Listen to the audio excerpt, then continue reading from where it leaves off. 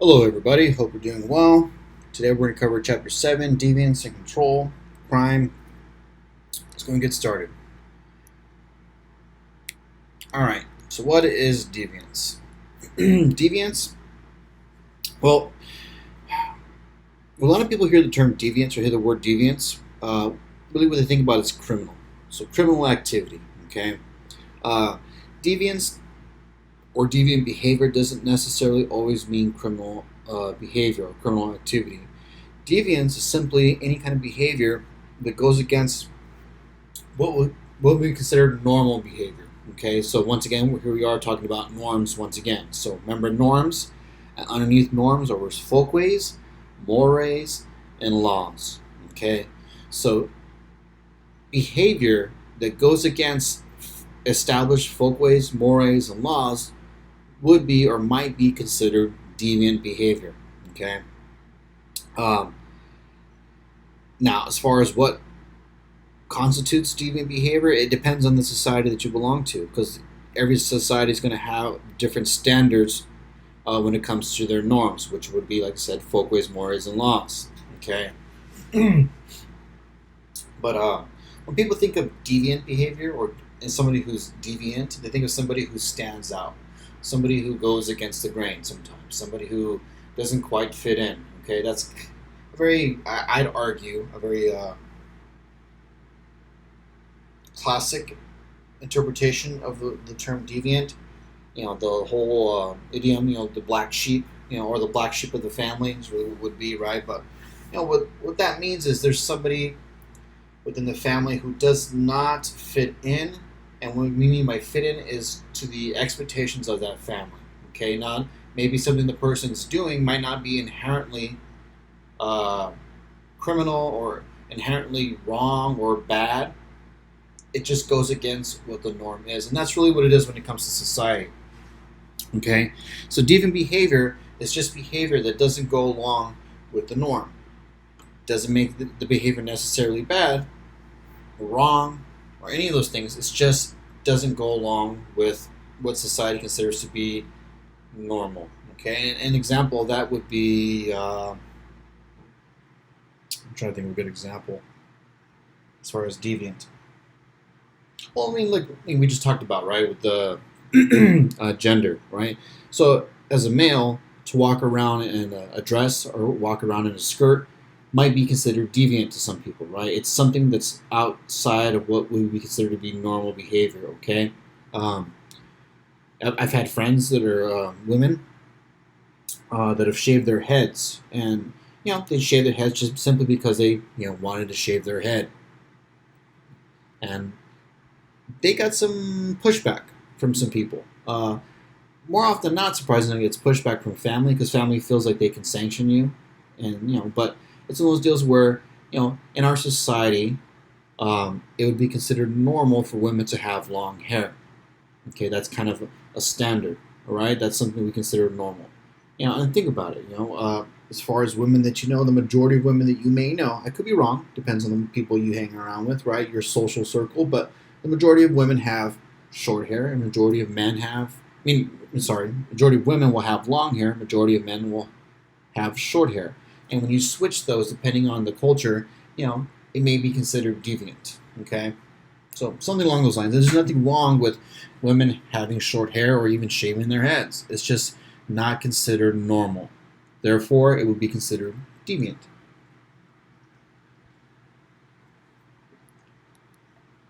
Okay, moving forward. Social control. So, social control is pretty much the goal of norms. Folkways, mores, and laws are set up to maintain social order, okay? And that's really all it is. It's just maintaining whatever the expected behavior is from members of a particular society, right? So, like I said, the goal of social control is to maintain that social order. And social order is literally just an arrangement of practices and behaviors in which society members base their daily lives. So, social order is getting up, going to school if you're a school age, going to work if you're at age where you're working, taking care of things routinely that maintain the social fabric of a community. Okay, governments. Always a big push for social order on just about anything you can think of when it comes to trash cans. I can't tell you how many pieces of literature I've gotten in the mail from the city about what to do with your trash cans, right? Recycling, things like that. Pull your trash cans. After I think a day after the trash is picked up, you're supposed to have your trash cans in. They can't be viewed from this. You can't have your trash cans in plain view. You have to put them behind a wall or something because it's considered unsightly to see trash cans. Maintaining social order, right? The whole push, for establishing, healthy, friendly relationships with your neighbors. That's something that a lot of cities will push for. It's just one of those deals where it helps maintain a certain level of comfort and stability in our society when we get along and we familiarize ourselves with the people around us. Okay, and the idea is if you're familiar with your neighbor, if you're friendly with your neighbor, then you'll be less likely to behave in such a way where you might offend them, where there would be conflict, essentially, right? And this goes back to folkways, mores, and laws, right? Folkway violation is rude and polite behavior, right? The difference between the two. Now, if I'm friendly with my neighbor and my neighbor keeps leaving their trash cans out in front of my house, if I'm friendly with them and I ask them to pull their trash cans in, I might have a better chance of getting them to comply with that because we are friendly. If it's a stranger to me, if I don't know my neighbor, then I'm not as likely to get the desired response that I want, and that would be them taking in their trash cans. So that's kind of the idea, okay, when it comes to social control. And then the whole idea of sanctions, which we've talked about already. So you guys know what sanctions are. Some sanctions, you're going to sanction for positive behavior, negative behavior. We already talked about this. If you're a kid and you do well at school, you get a gold star. If you park your car where you're not supposed to park it, you get a ticket. Okay, this is our society sanctioning for behavior that we want, performing well, and sanctioning we don't want, which is parking somewhere you're not supposed to park, or something along the lines of littering, or getting some kind of ticket for some kind of infraction when it comes to maybe let's say it was just 4th of July recently. Right? Say you're drinking a beer on the sidewalk. That's considered public. So this the state's going to come down and essentially penalize you and sanction you for that behavior. Okay. Now the behavior in and of itself isn't illegal, not as illegal, but good or bad. Okay. It's behavior that the city or the state has targeted for sanctioning in a negative way. So, nothing complicated with sanctions there. Now, there's informal sanctions and formal sanctions. We've talked about this already, but we'll just run through it really quick. Like I said, informal sanctions are face-to-face, and that's going to be your folkways and mores. Okay, so an example of negative sanctioning would be wearing flip-flops to an opera or swearing loudly in a church, right? If you're in church and you start swearing loudly, you're going to get sanctioned. Okay, positive informal sanctions will be helping an old man carry grocery bags across the street, may receive positive informal reactions. So you do something nice for somebody, like say somebody's car breaks down, right, and you help push their car out, off the road into a parking lot or something, right? The person that you helped is going to thank you. Maybe they might try to offer you some money or something along those lines, right? Even just a thank you, right? That'd be positive sanctioning for in an informal scenario, right? Very informal, face to face. I helped you move your car. The car's moved. It's safe. You're off the street, and now you're going to thank me. You're sanctioning for that behavior that was positive, or positive sanctioning is what it would be, right? And then you have formal sanctions, and formal sanctions literally a sanction that takes place essentially at the state levels, it's really what it is. It's codified. So you could be sanctioned at school. If you're at school and your grades drop, right, you get put on academic probation. That's a formal sanction, right? It's codified, written, black and white, right? That you are in. Essentially, your grades have slipped, and now you're essentially being threatened threatened that if you don't improve your grades, if your GPA does not come up, then you will be removed from the school, prevented from taking any more classes, things like that. That would be a formal sanction. Getting arrested, formal sanctioning. Okay, getting fired from work or written up at work, that would be formal sanctioning, right? That's not just a face-to-face anymore. If you mess up at work and say you came in late, even once or twice, right? Or a few times, and your boss or your manager said, hey, you know what, I noticed you've been coming in late. Please, I'm going to need you to, not do that anymore, okay? So that might be considered a verbal warning, right? And even a verbal warning, I think those still are going to get written down. So maybe if somebody says something to you, hey, you came in late today, don't let it happen again. And it doesn't go any further than that, right? That would be informal sanction, right? But if it turns into a written warning, 2 written warnings, and then a termination, that would be considered formal. Okay, so nothing too complicated there.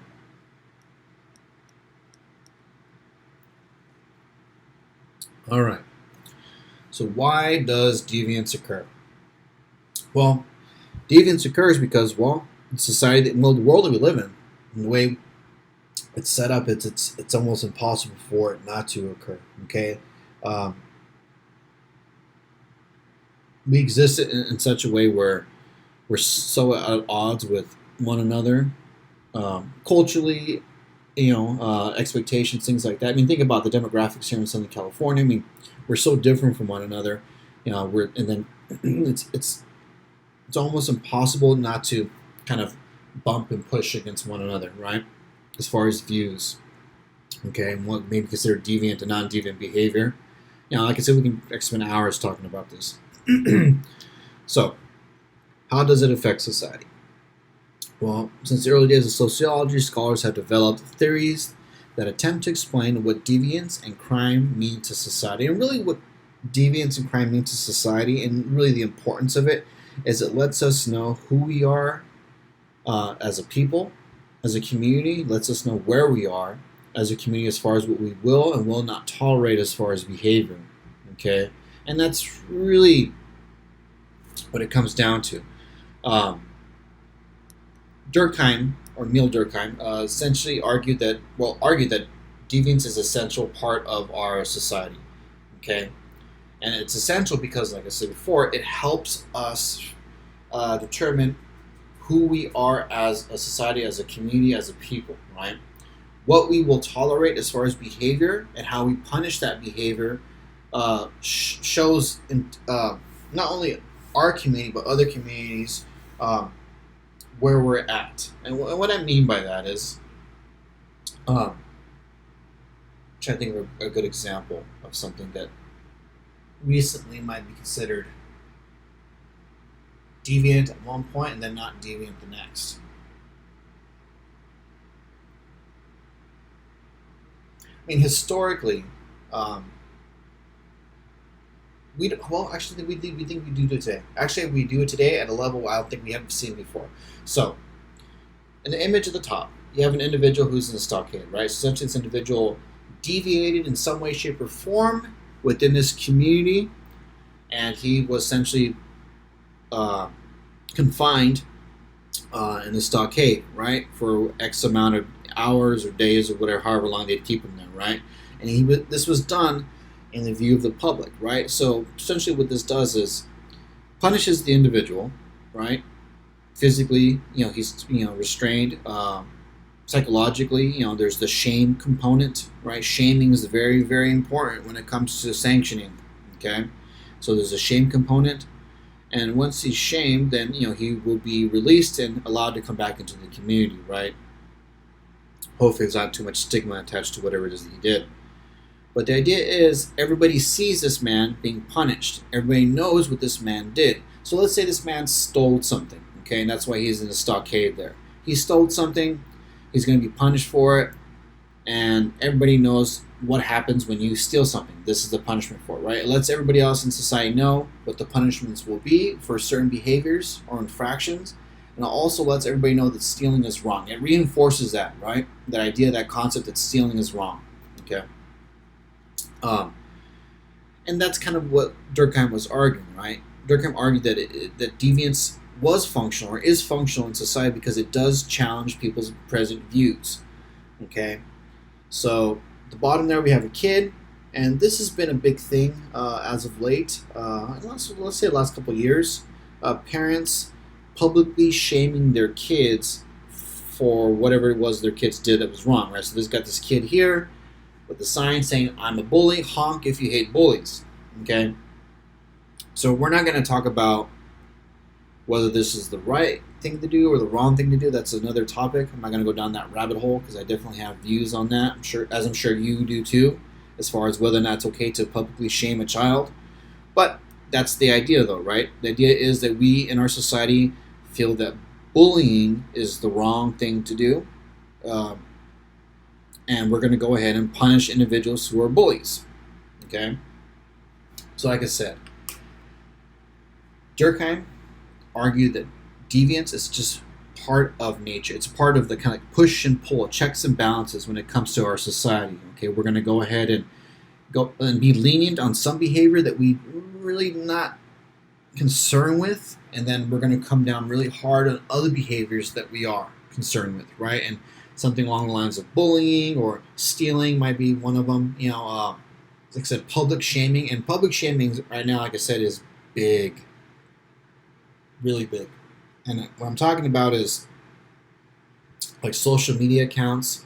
And you guys have seen this. I'm sure you guys have seen this. The whole concept of, and this is a fairly new concept for the most part, Karens and Kevins. So people that,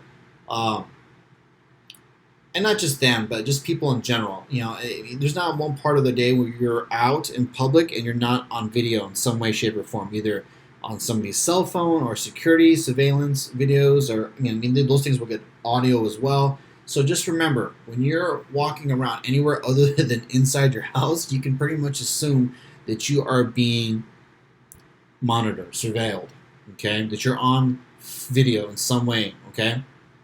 So we've seen a lot of this. We've seen a lot of people do things in public, say things in public that they regret, right? And they regret because society as a whole will sanction them. And we've seen videos of, the term would be Karens, right? Women that, and the argument is that essentially and get themselves involved in situations that might not necessarily be within the scope of what they should be, dealing with. If somebody's doing something, illegal, outside your house, the idea is that maybe you should call the police, right? Call the police and let the police handle it, right? And let's take this back to folkways, mores, and laws, right? So I'm trying to think of a one that's I've seen, not recently, but one I'm familiar with. Okay, there was Permit Patty, right? So Permit Patty was a woman who worked in an office building. I forget what city it was in. And there was a young girl outside selling bottles of water. Okay? And Permit Patty was upset this girl was selling bottles of water. I believe she said, I could be wrong, it's been a while since I've read on this. This is just what I remember. And Permit Patty was upset because this girl was selling bottles of water outside her office. And she said the girl was yelling, water or something, whatever. And she took offense to it, so she went outside and, I don't know, I think she confronted the girl, and then she called the police, okay? And then, it turned into this huge thing where the woman eventually had to resign from a company that I believe that she actually started.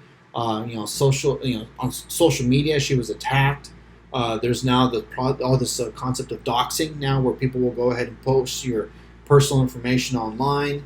So, social sanctioning has evolved, at least in my opinion, okay? And remember we talked about social sanctioning, we talked about folkway violations, right? Folkways and moral violations are difficult to sanction for if you're not significant to that person, okay? So that's what we talked about initially, because that's the way it was initially. But social media and the internet has allowed, at least in my opinion, has allowed us to once again effectively sanction somebody. Okay, and now once again, like I said, folkways and mores deal with face-to-face, particularly folkways, face-to-face interactions. But with the internet, it takes a face-to-face interaction and literally turns it into something that could be, global. I mean, something goes viral, and then that's it. Like, you can sanction somebody for a folkway violation and get them fired. Okay, so tying this back into Durkheim and how he felt about deviance, like I said, with issues of like permit patty and little Karens, things like that. There is a component. I'm not trying to go down a rabbit hole on this one, but there is a component of race when it comes to a lot of those videos. So really, I would argue for, or maybe the example, or I'm trying to use, or try to get across, is that in a lot of these videos, race does seem to be a component of the interactions with the Karens and the Kevins. Stopping people and questioning people about what would be considered normal behavior for the most part, and essentially what's happening, at least in my opinion, is that these people are getting sanctioned for this. These Karens and Kevins are being sanctioned for this because of what is a perceived racial component. So essentially the idea is that maybe they're targeting these people and trying to sanction them, not necessarily because of the activities that they're doing, but because of their race. So there's that component that I can't leave out. But it's just still the idea that these people are doing this, and now they're being sanctioned socially, and socially on social media, right? So the argument is they're being sanctioned because in the society we live in, we're going to argue that the majority of people will agree that racially profiling somebody is wrong. Singling somebody out because of their race or their gender or some other physical characteristic is wrong. Okay, so since we, as a civilized society, will argue that these things are wrong, when we see somebody target somebody apparently because of their race or their gender or something else, religion, could be any number of things, we're going to go ahead and sanction them. Okay, so Durkheim argued that deviant behavior is necessary because it realigns our values, shows us what we care about, don't care about it. Okay, so moving forward. Okay, so for this for this lecture, I'm going to really work. I'm going to focus on two theories. Okay, I'm going to spend a lot of time on two particular theories. The first theory I'm going to spend a lot of time on is going to be Robert Merton's strain theory of deviance. Okay, and I would like for you to be very familiar with this, because I would like for you to use it for some of your papers, okay? So for Merton, what he's going to argue is that deviant behavior isn't so much something that's... Well, he's going to argue that deviant behavior is the result of the society that we live in, okay? So he's going to argue that society creates individuals that are deviant. And the reason why these individuals are deviant is because there's an inability to reach the goal. Okay, so lack of ability to reach the goal creates deviancy. All right, and really what this is arguing is, well, let's break this down. Okay, for Merton, you have three things that are important. Three things that lead to deviancy. Okay, you have modes of adaptations to society. You have goals of society, and then you have the means. Okay. Now, for goals, when you hear goals, I want you to think of the American dream, being successful, being rich. That is the goal of our society, right? And then you have the adaptations. You have the conformist, you have the innovator, the ritualist, the retreatist, and the rebel. Okay, those are the way you would adapt to the goal. Okay, and the means would be whether you accept the goal or you reject the goal or replace it. Okay, so for Merton, what he's going to argue is that individuals within our society that are deviant as the result of their inability to be successful within our society. So the argument is, if you're able to be successful, it lessens your likelihood of being deviant, but not necessarily though, right? And we'll go over all these and how they apply.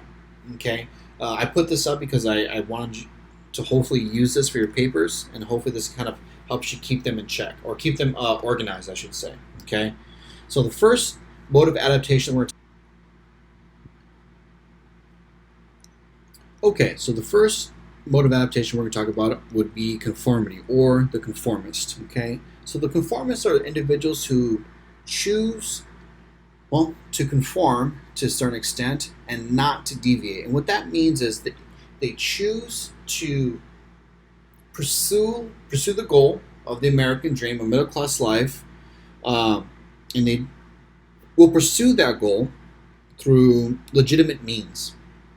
Okay, so the majority of people, myself included, would be conformists, right? So the idea is I'm a conformist. You will probably all be conformists, right? I'm not trying to be offensive or insulting. That's just what it is.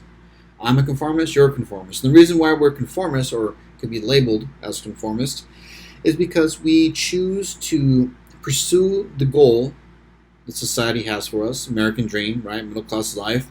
And we choose to pursue it through legitimate means, which means going to school, legitimate means, right? For being successful, getting a job, working, being law-abiding. Okay, so we have chosen to conform to the means that have been presented to us as far as reaching the goal of, of the American dream. So that's the way this works. Okay, so the mode of adaptation is conformity. So you'll be a conformist. As far as the goal, the American dream, you accept it. And as far as the means to get there, legitimate means, we accept that also. That makes us conformists. Okay. The second mode of adaptation would be innovation, or an innovator. Okay. And individuals who are innovative believe, or they accept the goal. For sure, they want to be successful. They want to be wealthy. They want to, they want the American dream. But the innovator does not accept the means to get there, and the means would be legitimate means. Okay, so innovators, and they don't always have to be criminal in their in the way that they pursue their goals, but more often than not, it would be criminal in some way, shape, or form, or sometimes even definitely unethical, right? As far as the way you pursue your goal. So the mode of adaptation would be innovative, which means I accept the goal of success within our society, but I do not buy into the means to get there. So whereas conformists will go to school and work hard, I'm going to find a shortcut. Okay, I'm going to find a shortcut either in some way, shape, or form that gets me to the goal quicker. It's more efficient or an effective way of getting there. Okay, to the image at the bottom we have here would be Pablo Escobar. Okay, and he would be an example of somebody who was innovative. He was essentially one of the richest men in the world at the time he was alive, right? And he was innovative in the sense that he didn't create cocaine, and narcotics. Those things existed long before he did, right? But he was innovative in the sense he was able to find ways to traffic the narcotics. Okay, so that was the way he was innovative. And there's a lot of people who are innovative that way. It doesn't have to be criminal, right? I'd argue that Steve Jobs, I'd argue that Zuckerberg, would be a good example. The individual responsible for Facebook. They're definitely innovators. Okay, they're Zuckerberg, right? He's worth about $65 billion. He's worth. He obtained that wealth through innovation, right? Now, some people argue that maybe unethical, right? And is definitely deviant. I'd argue Zuckerberg is a deviant individual. He's definitely not normal. He's not a conformist. Okay, he's deviated from the normal path to success that most of us would take. Okay, and like I said, he could be considered unethical, as a whole. Because think about Facebook and what it is. This man, is worth, billions of dollars, upwards of 65, maybe $70 billion, because of us, right? We sign up for a Facebook account, we give our information to him and, his company, and what they do is they sell that information, right? They sell the information, they sell us, the information we give them no longer belongs to us. Those Facebook accounts are not our accounts, they belong to Facebook, right? It's just it's their platform that we're using, but it's still our information that we're giving them, right? So some people consider that unethical, just depends on what side of the fence you're on, but definitely innovative, okay? So you have your conformist and you have your innovator. Okay, the third mode of adaptation will be ritualism or the ritualist. Okay, and individuals who are ritualists, uh, they I should have put this in a way that's not super sad. Um, they no longer believe in the goal. Okay, for ritualists, the goal either is dead for them, as in they no longer want the goal, or feel that they're in a situation where they're just not going to achieve it. Okay, and that's kind of sad for me, at least thinking about it that way, right? And a lot of people might be conformists at first and then shift to ritualist. Okay, and so like I said, ritualists either no longer want the goal because they just, for whatever reason, they feel like they can't obtain it, or they literally forget about the goal itself. And what I mean by that is, say you're working full time, let's say you have a family, so you got kids, you got work, you get all these responsibilities, you're struggling. At that point when you're struggling financially, maybe the last thing on your mind is, that house that you want to buy, or that car you want to buy, or those things that you want to enjoy that we would associate with the middle class, right? Maybe you're so consumed with just keeping your head above water, that you lose sight of the goal of the American dream, of that middle class life, right? It's one of those things where you get so caught up in the day in, day out, the rigmarole of just existing, right? Just making ends meet, that you forget about, all the things and all the reasons why you were working so hard in the first place, okay? That's a ritualist, okay? So the ritualist no longer buys into the goal or has forgotten about the goal of the American dream or the middle class life, but they still participate in the means, which is the working, the going to school, all the things that would be legitimate ways to get into or get to the goal, okay? So, and think about this too. This is kind of a sad thing, or yeah, it is sad. I'll say it's sad. In the society that we live in today, we don't allow people to be anything really other than conformists and maybe innovators, okay? Conformists for sure. Innovators, it's tough to be an innovator, okay? It's very, very difficult to be an innovator. There's a lot of competition. The odds are stacked against you, okay? So in our society, we will make it difficult, essentially punish individuals who deviate from being conformists, okay? So like I said, innovators, you can be an innovator, but it's going to be very difficult for you. And a lot of people that try to innovate end up losing everything, okay? And then we have our ritualists. Our ritualists, they're almost essentially like they're punished for, not being successful, right? For not having the American dream. It's so far out of their grasp that they're just kind of stuck, just working, okay? And the thing is, they still have to work. Because if you don't work in our society, you're punished. There's no other option other than to work. We don't have an option. What other option do we have? Think about it. If you're not working, what option do you have to function in the society that we live in? If you're not working in our society, then you're homeless for the most part, okay? So we want people to conform, and when people don't conform, we punish them, okay? And the fourth mode of adaptation would be retreatism, okay? So these are individuals who decided that they are no longer on board with the goal, and they are no longer on board with the means to achieve the goal, okay? So these individuals have decided to remove themselves or retreat from society, okay? So, like I said, the retreatist doesn't accept the goal anymore and doesn't accept the means to get there. They're going to reject. They're going to reject the goal and they'll reject the means, and they're going to disconnect from society, okay? Now, this picture at the bottom, this image here, is an individual who decided to retreat from society, okay? And I'll go into some more detail about who this person is, okay? And some examples of individuals who retreat would be, some people would be homeless people. Some people would argue that they have chosen to retreat, right? they maybe I'm not saying all, because I never say all. I don't like to use that term. You can't say all or everybody. But for some people that are homeless, uh, it's a life that they prefer over, being a conformist. Okay. And the fifth mode of adaptation will be rebellion, so or rebels. Okay, and now there, rebellion is probably going to be the hardest one to, or the hardest mode of adaptation, or the most difficult mode of adaptation.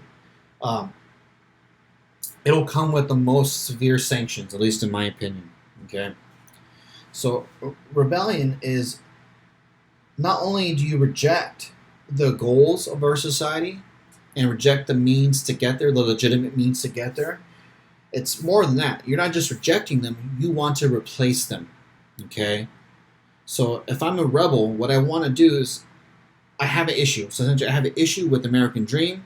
I believe the American dream is wrong. I believe it's a system that keeps people oppressed, right? So I'm going to go ahead and not only reject it, but I want to replace it, which means I'm going to attack. I'm going to essentially fight back, and fight back with the intent of replacing this system with something else. Okay? So as far as the goal, I reject it and I want to replace it. So replacement is really what it is. Replacing the goals and also replacing the means. Okay? So there's going to be a new goal and a new means to get there. Okay? And that would be our rebel. Okay?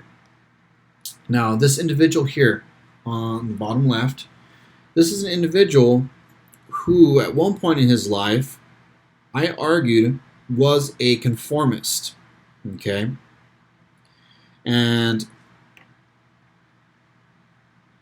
through a series of events and things, he became a retreatist. He is actually the individual in the previous slide in the cabin, or next to the cabin in the woods. So this individual, as a young man, was a college professor.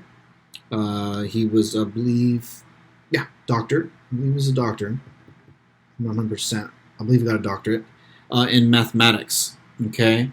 So I believe this is him I think this is him at Berkeley. I'm not 100%. But this individual was highly educated, genius level IQ, was a professor. So at that point, I'd argue he was a conformist. And then eventually he became a retreatist when he decided he no longer felt connected to society. He felt that, the issue he had was with industrialization. And the quote here would be a quote from him. And the quote is, "The Industrial Revolution and its consequences have been a disaster for the human race." So he had an issue with capitalism, industrialization, okay? So he decided he was going to rebel. And this is a picture of this is his mugshot. Okay, and if you haven't already caught on, this is Ted Kaczynski. Ted Kaczynski. My apologies. Also known as the Unabomber. Okay, and essentially what Ted Kaczynski did is he decided he was going to attack government institutions and individuals who work for within these government institutions. Okay, and what he did is he sent out explosives in the mail. Okay, so letter bombs. Okay, and that's where he ended. Now the reason why I use Kaczynski is because he goes through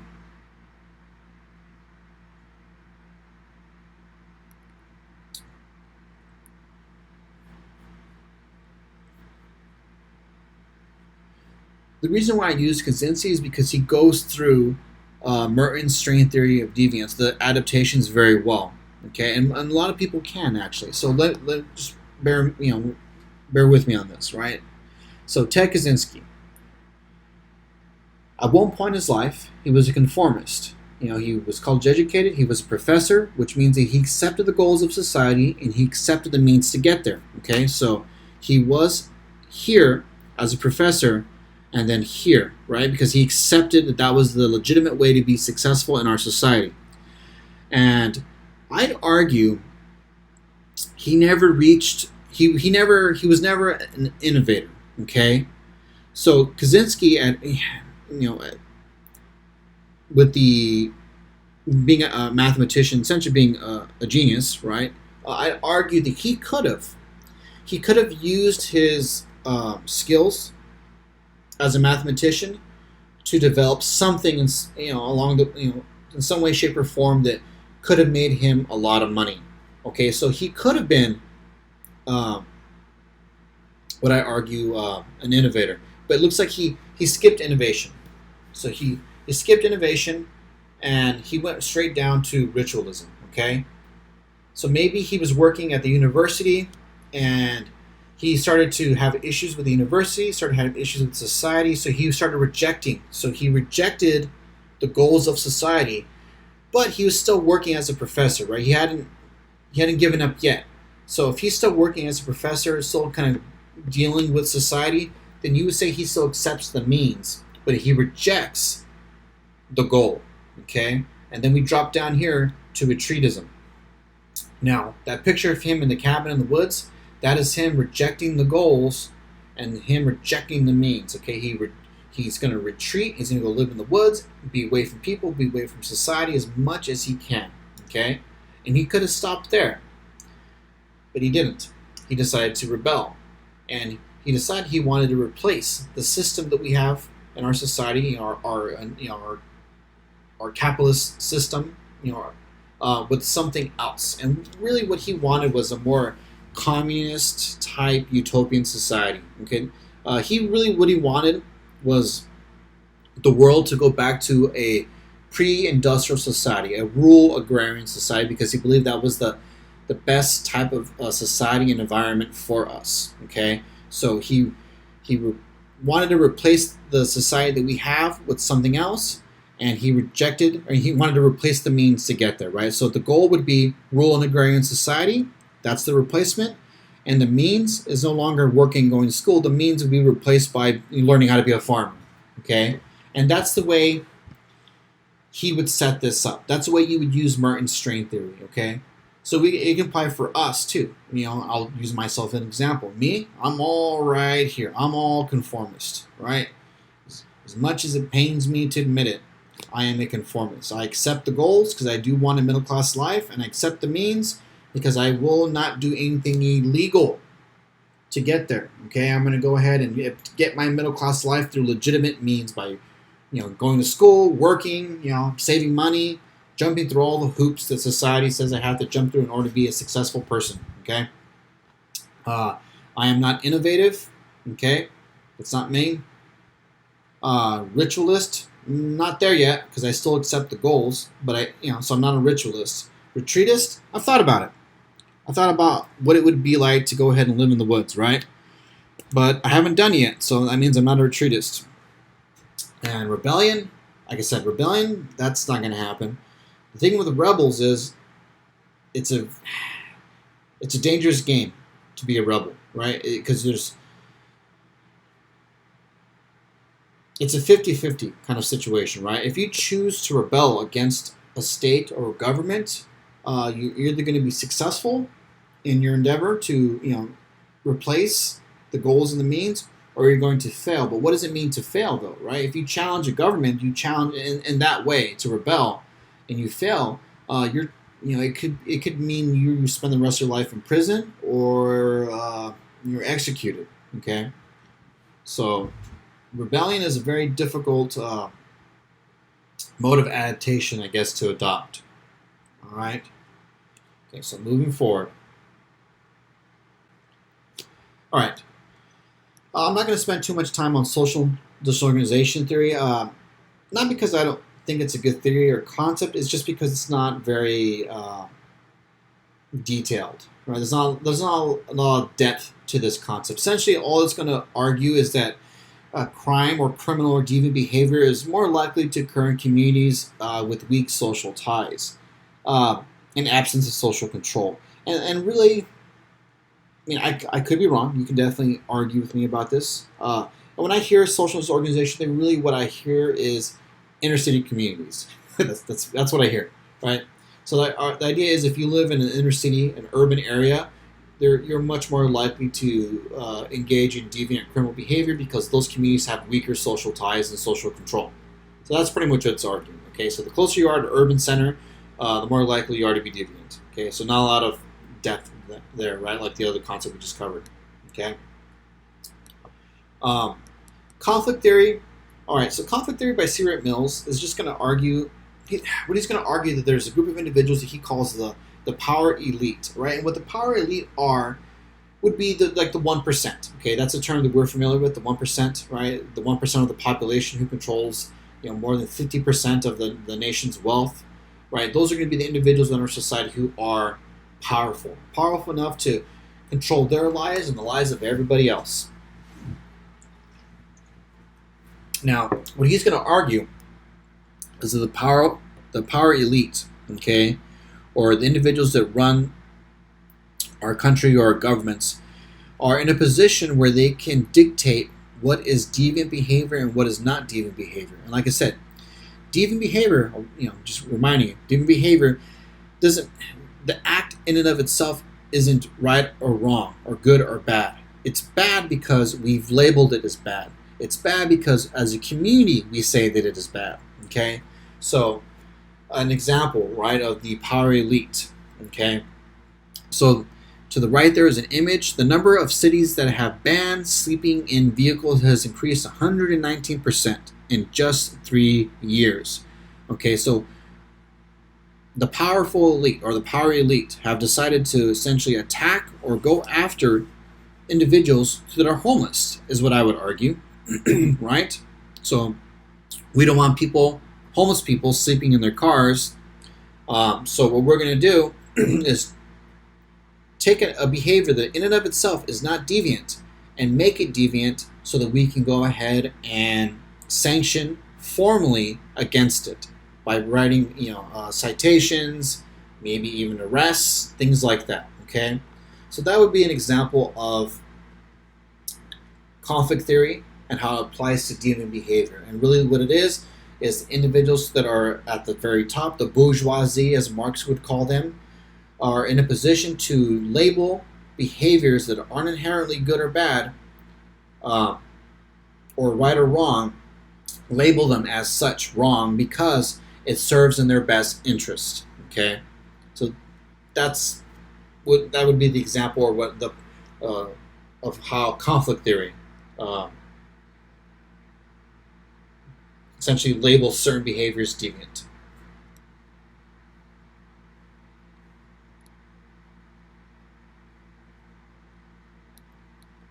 All right, symbolic reactionism. I'm not going to spend too much time on this one because it's very similar to conflict theory in the sense that it labels behaviors that aren't inherently deviant as deviant. Okay, so essentially what it does is just ascribing deviant behavior to another person by other members of a society. So essentially the idea is that you could go ahead and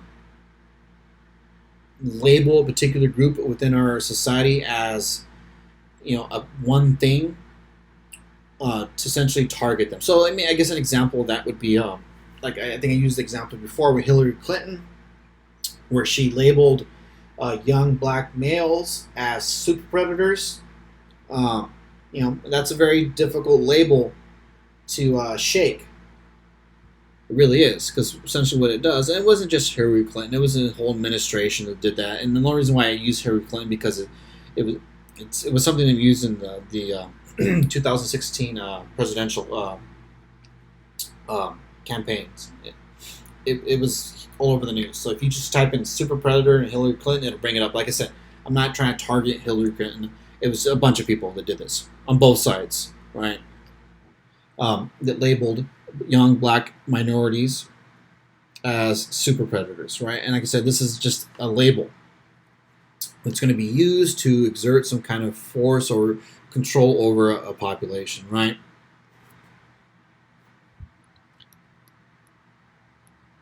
All right. Okay, these two concepts are important. Okay, so we have three concepts. We have primary deviance and secondary deviance. Okay, so Lemert describes two types of deviant behavior, and the first one would be primary deviance. So primary deviance is essentially a violation of norms that does not result in any long-term effects on the individual's self-image or interactions with others. So simply what this is arguing is that, you know, you can deviate, violate some kind of formal or informal or formal expectation of behavior, like maybe speeding, you know, maybe drunk in public. Let's just do that one, right? Like, say you're drunk in public, okay? So I go out, I get really drunk, walking down the street, I'm loud, making a bunch of noise, falling over the place, just a mess, right? And I get stopped by police. It's not safe to leave me walking around the street that drunk, so they're going to go ahead and arrest me for being drunk in public, okay? So what happens with that? Maybe I get held, you know, overnight, sober up, and then I'm released, right? Okay, that's maybe the extent of it. Now, if that happens to me, that would be considered primary deviance, okay? Because I'm not going to view myself as a criminal after that, right? I'm not going to look at myself like, you know, I was arrested for being drunk in public, and, you know, my life's over. Not only do I view myself differently now, that other people will view me differently, right? You know, it's one of the things where most people are not going to hold that against you, right? You know, it's going to be one of those deals where most people will just, it's not even going to be an issue. Well, he got drunk one time and he got a little loud and, you know, he got arrested for it, but, you know, hasn't happened again. He did it when he was 20. It's no big deal. That's primary deviance. It's like speeding. Speeding in and of itself isn't a crime or deviant. Being drunk in public in and of itself isn't deviant or a crime. It's a crime because, you know, the state has decided to make it so, right? But it's still primary because if you drive around, if you're speeding or if you're drunk in public and you get busted for that, it's not going to change the way you view yourself. You're not going to view yourself as a criminal now, okay? And more often than not, most people aren't going to view you as a criminal. So that is primary deviance. And the idea is you can still be a normal, functioning member of society with primary deviance, okay? Now, secondary deviance is different. Secondary deviance is a crime that's much more serious, and once committed, you will no longer look at yourself or view yourself in the same way, okay? So not only will you not view yourself the same way, others in society will view you differently, okay? So maybe something along the lines of, like, the last example I used was speeding, right? So let's say you're speeding, right? You get a ticket for that, primary deviance, no big deal, okay? Now let's step it up a notch. Now let's say you're speeding, and in the process of speeding, you lose control of your car, and you cause an accident where somebody dies as the result, okay? Now we're treading in the territory of secondary deviance. Because, and this is me, this is, you know, the way I feel about it, right? If I was speeding and caused an accident where somebody lost their life, I wouldn't be able to look at myself the same way. Okay, that would change the way that I view myself. And it would also change the way other people view me. Okay, so that would be secondary deviance. Okay, master status is really what master status, well, when it comes to deviancy, right, it's a little different. But master status is the label describes the chief or the main characteristic of an individual. Now, your master status could be your gender. It could be, you know, phenotypically what you look like. So if your race, you know, I don't want to use race, but like it could be a situation where how you appear, right? Superficial characteristics, right? You're black, you're white, Asian, Hispanic, Latino, like those could be master status, right? It's the first thing that we see about you, right? The chief characteristic of somebody, right? It could be something. It could be connected to your profession as well.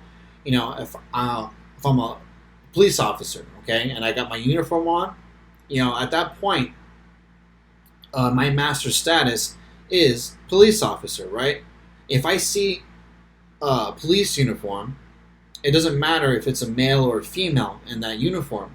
When I see a police officer, male or female, that's secondary. The first thing I notice is what? The uniform. That's a police uniform. That's a badge. That's a gun. Like, that's a police officer. Okay. When that person is wearing that uniform, essentially they well, they always do, but that they're on duty, officially on duty, and they are essentially representing the state, the government. Okay, so when I see a police uniform, I think police officer first. Now their gender is secondary. Okay, that's not the chief characteristic that I notice when I see somebody wearing a police uniform. It doesn't matter that they're male or female. It has no bearing on the interaction. Okay, what matters is that they're an officer. You know, and like I said, same thing with the doctor. I go see a doctor, right? And a person walks into the room. You know, I'm waiting for a doctor, and a person walks in. Whether they're male or female, you know, depending on what I'm doing there, right? But say it's a primary care physician, right? Primary care physician. At that point, they're a doctor first, right? They got the uniform on. They got the and they get the little stethoscope around their neck. Like, that is my doctor or a doctor. Their gender is secondary. Okay, so master status is the chief characteristic of an individual. Okay, now when it comes to deviancy or deviant behavior could lead to a master status where now you become a criminal. Like, that's now your chief characteristic is criminal. Okay, so secondary deviance, like say I do, cause an accident where people lose their lives. It's something that I'm known for, right? That becomes my master status. That's no longer, Sergio, the guy that used to do this or used to do that or whatever. It's Sergio, the guy who killed some people because he was speeding. Okay, so my master status is now deviant because of the severity of my act. Okay, so primary deviance, secondary deviance, master status. Okay, so just be familiar with those. I'm not going to spend too much time on this.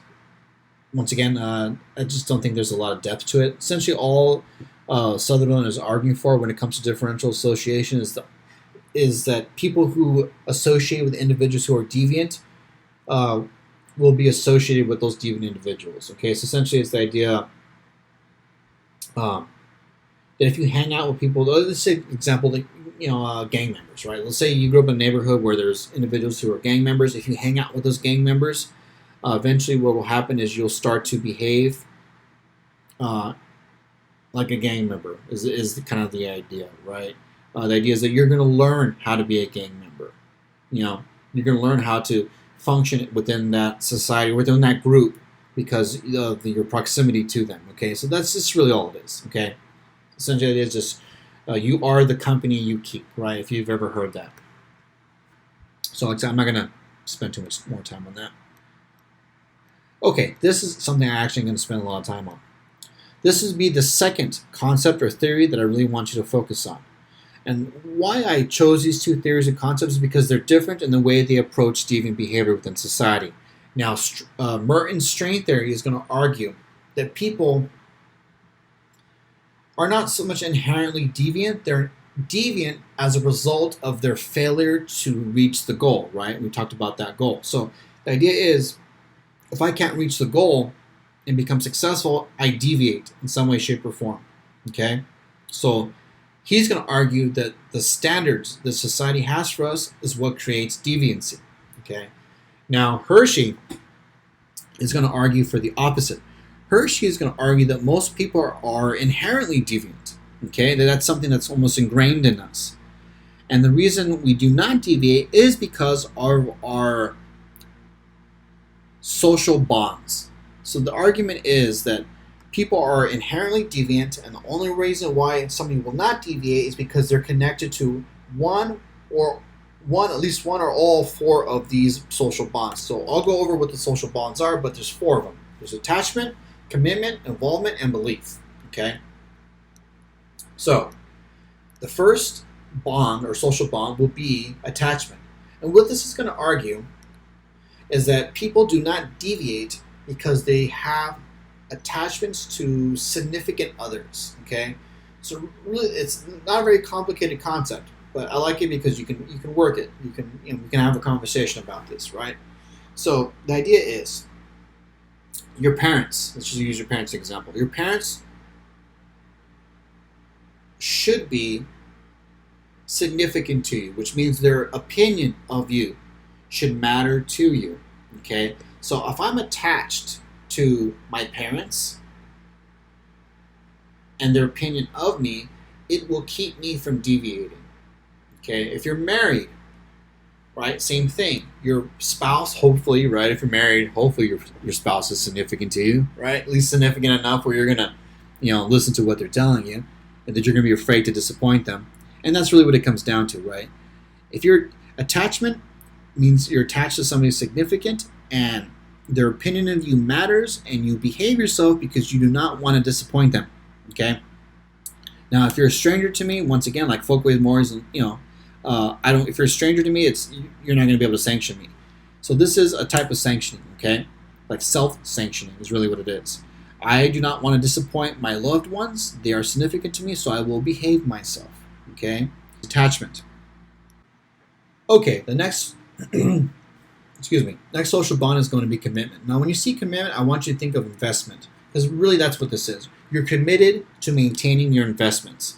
So I'm going to behave myself and not be deviant because I'm afraid if I do, then I'm going to lose on the investments that I've made, okay, in my life. So an example of this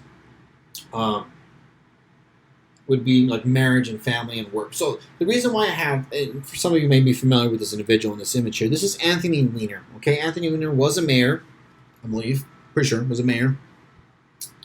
And he was married to this woman here. This is his wife, and they were both what I would consider political, like a political power couple, right? They were definitely on their way to moving up politically. Okay, I think his wife worked for Hillary Clinton or Obama. I'm not 100%. I think it was Hillary Clinton his wife worked for. But anyways, so this man here, Anthony Weiner, he's married.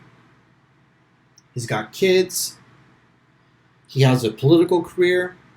That's a lot. Like that's a lifetime of work to get to where he was at, right? And the argument is all that work,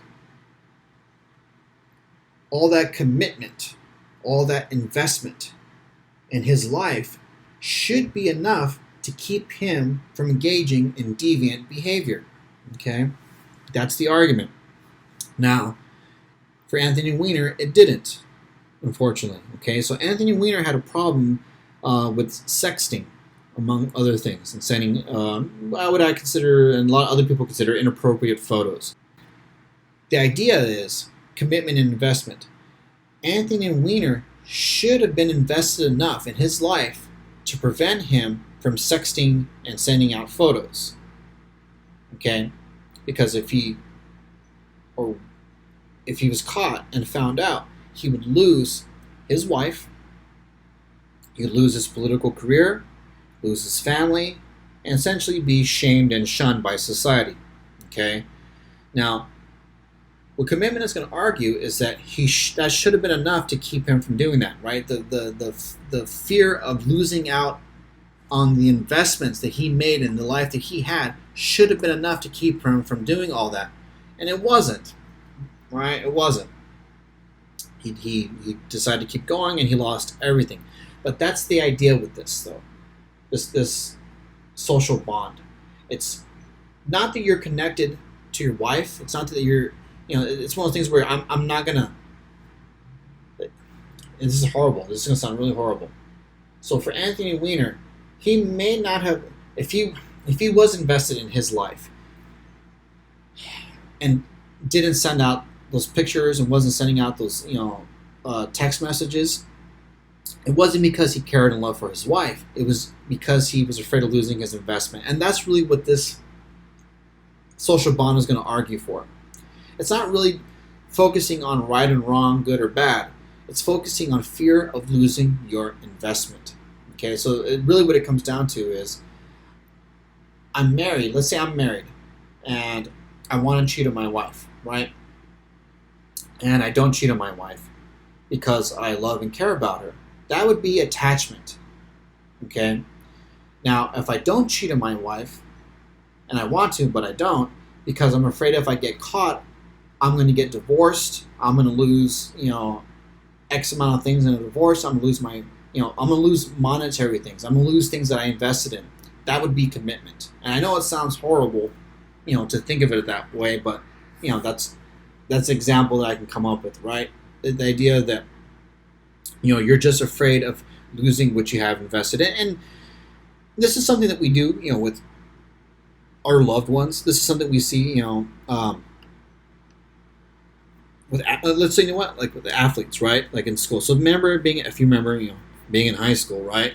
And if you were an athlete or know somebody who was an athlete, this is a type of control method or model that we use for athletes or people that are involved in sports or even other activities like band and things like that. So if you're an athlete and your GPA drops, what happens? You get pulled, right? You get put on the bench. You can't participate. You can still train. You can still do all those other things, but you can't participate in sporting events and competition until your GPA rises, right? So the idea is, as an athlete, I'm going to go ahead and make sure that my grades are where they need to be, that I'm not getting in trouble, not because I want my grades to be good and not because I don't want to get in trouble and do whatever those things are that would be, troublesome. I'm afraid of losing my investment, and then my investment would be playing that sport, okay? So I'm behaving myself not because it's the right thing to do. I'm behaving myself because I do not want to lose the commitment I have made into things that I have invested in, okay? So I'm sorry if that was a little confusing, but that's what this is arguing for. All right, next one, not so confusing. Actually pretty straightforward. Involvement, okay? Now, involvement is going to argue that you're just too busy to get in trouble. Okay, you're so involved in whatever it is, in legitimate things. That's a key thing. It's important. You're involved in legitimate pursuits, right? You're going to school, you're working, you're playing sports. Like, you're involved in things that are legitimate, and you're so involved in those legitimate things that you don't have time to get in trouble, right? So you got this kid here. I don't know if he's an Eagle Scout. I don't know if he's a Boy Scout. I was not too familiar with those organizations, but I do know this kid has a lot of badges. He's just swimming in badges. Look at that kid. He's not getting in trouble. He's so busy working on those badges that he has no time to, go out and smoke cigarettes or get into all the other kinds of trouble that kids get into when they're teenagers. Like, he's so busy worrying about how to catch squirrels and whatever else they do that he don't have time for that. He really doesn't. Okay? Involvement. Like I said, pretty straightforward. And people do this, right? People do this. This is like a parenting concept or a theme, right? A strategy. We're going to keep our kids so busy in school and extracurricular activities and everything else that they're not going to have time to get in trouble. Sometimes it's effective, and sometimes it's not. And the fourth social bond would be belief. And really what this is a belief in something greater than ourselves. And that something greater has some kind of control over us as far as in its ability to sanction us, okay? So really what this is going to argue is that I'm going to behave myself not because I really think it's the right thing to do, right? I'm going to behave myself because I believe in something else external to me that is going to hold me accountable for my actions, right? So it's like some people saying, like, maybe you're religious or maybe you're not. It just depends. I have, growing up, I knew friends that wouldn't swear on the Bible, kind of thing, right? Like, put your hand on the Bible, swear on the Bible, stuff like that. And I have friends that won't do that, right? Like, literally, they just won't and can't because they feel that if they do, they'll be punished by something outside of themselves, right? That's their belief system. It doesn't have to be a religious belief system. It really doesn't. Some people say that or believe in karma, right? What goes around comes around, right? And what those people are arguing, for people who believe in that, they're going to argue that when you put out bad energy and do bad things come back to you, sometimes twofold, right? So the idea is there's just some system out there that's going to hold people accountable for their actions. So the idea is, I'm a deviant person and I want to engage in deviant behavior, but I don't.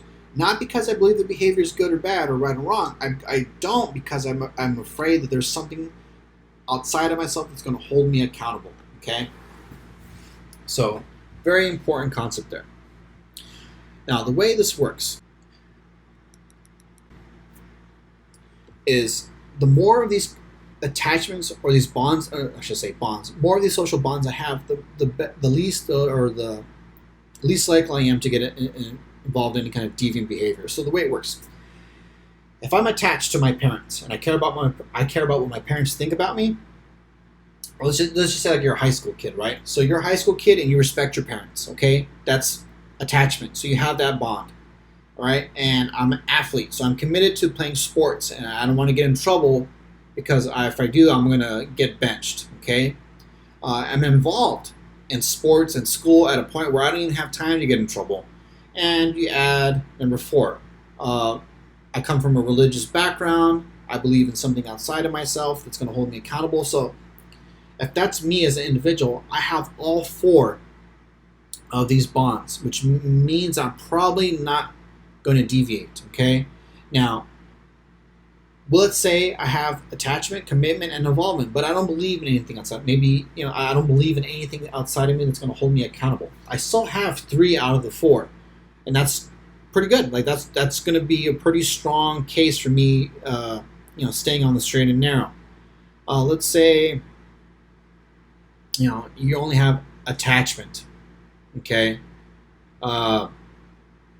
Maybe commitment, right? So maybe you're married and you're attached to your significant other and your family, and you're also committed, to the investments you have. You're probably not going to cheat on your spouse, and you're probably going to, make sure you keep your family intact. But you're not really involved, right, in anything else other than your family. Maybe that's enough, and you only have a belief system. So maybe you have 2 out of the 4. Okay, the idea is the more social bonds you have, 1, 2, 3, 4, the stronger or the less likely you are to deviate. Okay. All right. These I'm not going to go over. I'm not going to spend too much time going over, really. I mean, crime is just behavior that violates official law and is punishable through formal sanctions. Okay, so pretty much what we're talking about there is just laws. When we think about norms, folkways, mores, and laws. So a crime would be a behavior that violates a law. Okay, pretty straightforward.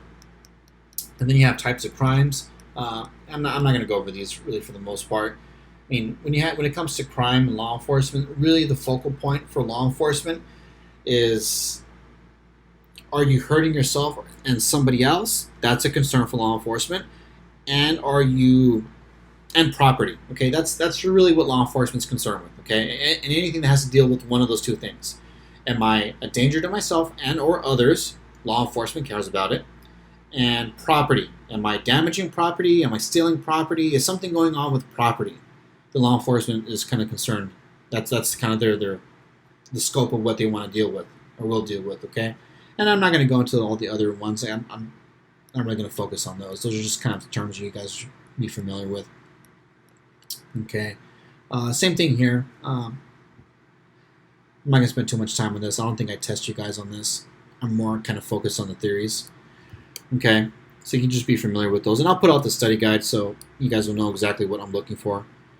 All right. So I'm done with the lecture. Now, just a couple of things before we go. There were some issues with grading as far as certain things being doubled. I don't know why in the grade book things are being doubled up. So I know there was 2 chapter 12s. I know there were one of my courses, there were 2 reaction paper submission links, things like that. So I don't know why Canvas is doubling up on them. I don't know what it is that I'm doing that's doubling them up in the grade book. So just go ahead and take a look at the grade book, and if you submitted something like chapter 12 and it's not there, just go and shoot me an email, or better yet, contact me through Canvas, and I'll just go ahead and send me the work, and I'll go ahead and update the grade book. Okay, so if you have any other questions, just go ahead and let me know. Hope you guys have a good day. Bye bye.